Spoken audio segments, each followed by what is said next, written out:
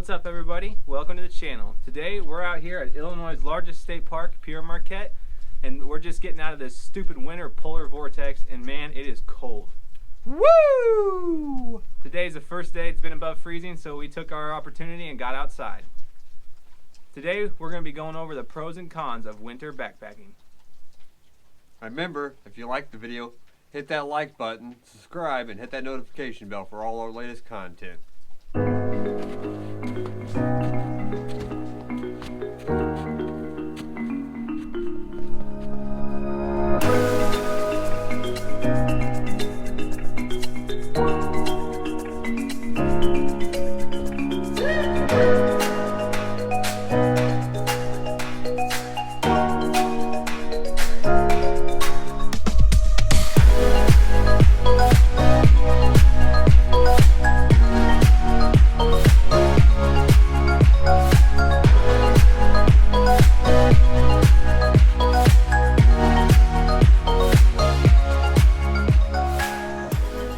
So we're out here at Pierre Marquette State Park, and we're talking about the pros and cons of winter camping.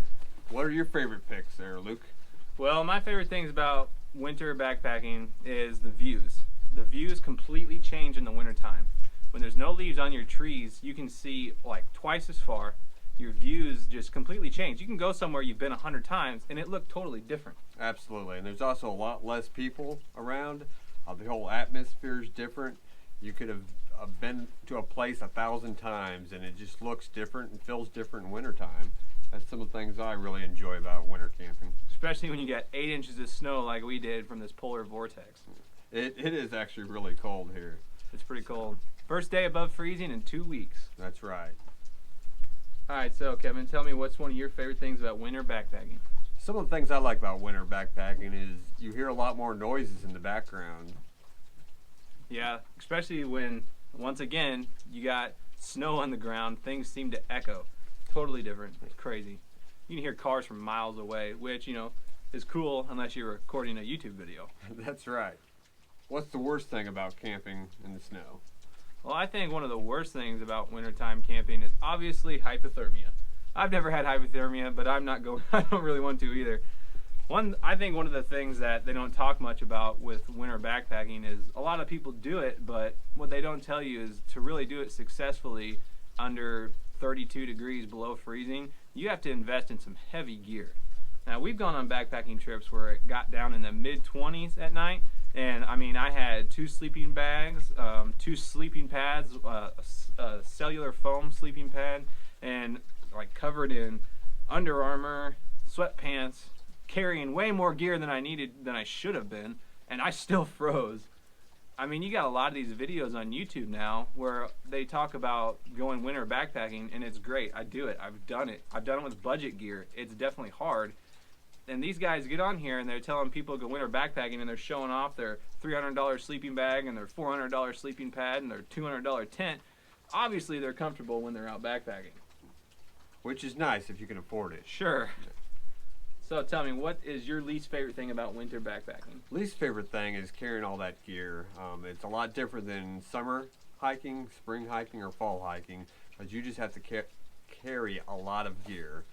You have to have extra pants in case you get wet, extra socks, possibly extra shoes in case you fall in the creek. Can't have wet feet in the background.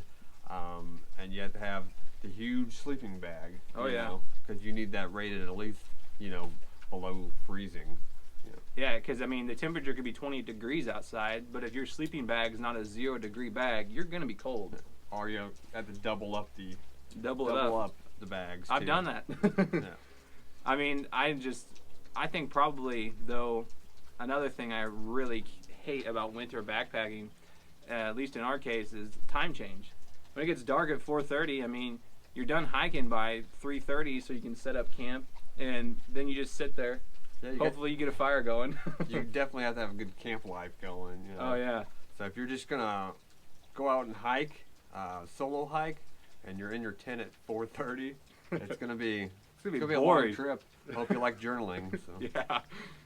All right, so how about some tips? What would be some tips you give someone for winter backpacking? My number one tip is to sleep with your water bottle or hydration bladder because it's definitely going to freeze once it gets below 32 for an extended period of time. You're going to wake up and it's going to be a big icicle. And to add on to that, you have to remember to take your water filter inside with you too, because I've woken up and my water filter was frozen and I couldn't get water until like 1 o'clock the next day. And that can be a big deal. And I've slept with my canteen or water bottle between my legs just to keep it warm and from freezing at times too when it's really cold. I've never tried it, but I've heard of people what they do before they go to bed. They take their water and they boil it, maybe not to super boiling, but get it nice and warm, put it in your water bottle, and then put it inside of your sleeping bag, and it creates like a warmer for you at night. That would be a good thing to try. Just don't burn yourself. What are some of your top picks for the winter camping? Well, something you definitely have to remember when you're out on a winter backpacking trip is to carry extra socks. I carry an extra pair of socks specifically for nighttime sleeping. I have some large wool socks that I only wear in bed because if your feet are cold at night, the rest of you is cold for sure. Another great thing to do is to take some hand warmers and throw them inside your socks to keep your toes warm. And you definitely don't want to be sweating when you get to the sleeping portion of the trip. Another important thing is when you're coming up on the last little bit of your hike before you get to camp, and even while you're rummaging around camp before bed, is don't do anything that would make you sweat. Because if you're starting to sweat and your clothes get wet and then you go lay in your tent, you're gonna get cold. Now that's not to say you do have to, it is a good idea to warm yourself up before you crawl inside your sleeping bag, because that sleeping bag is going to help trap that extra body heat that you're generating, and it'll keep you warmer longer at night. Yeah, you definitely got to stay away from hypothermia.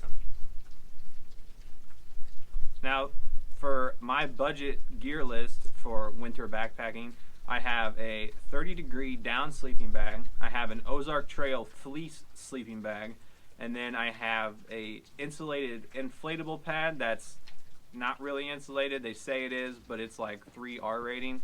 And then I take a closed cell foam mat and put that down first.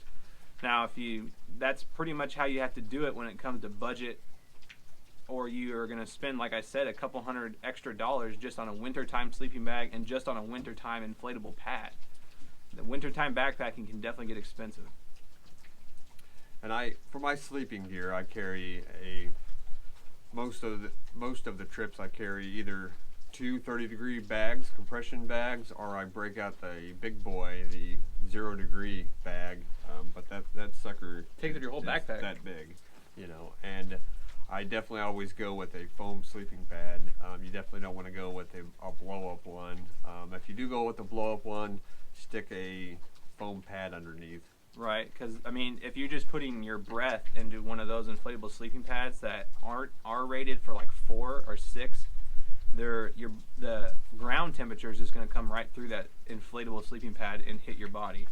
So you definitely have to. That's when I talk about you have to have an expensive sleeping pad. Is like those Nemo Thermo X-Lite Starship sleeping pads that cost $250. They're rated for R6 insulation, which is awesome, but as a budget backpacker, I have never even considered buying one of those. So one thing that's great is even just you go to Walmart camping section, they have the closed cell foam green rolled up foam pad. It's like $15, and it will keep the ground temperature from coming through and getting to your body.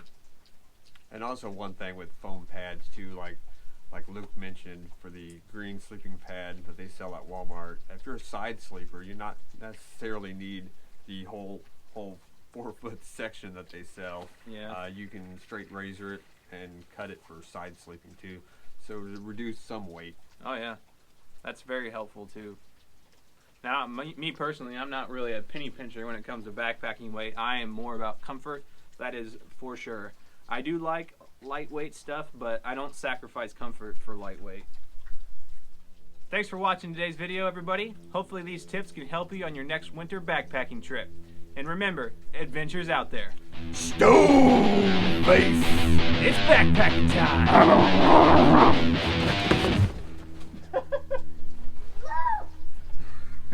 Bad idea.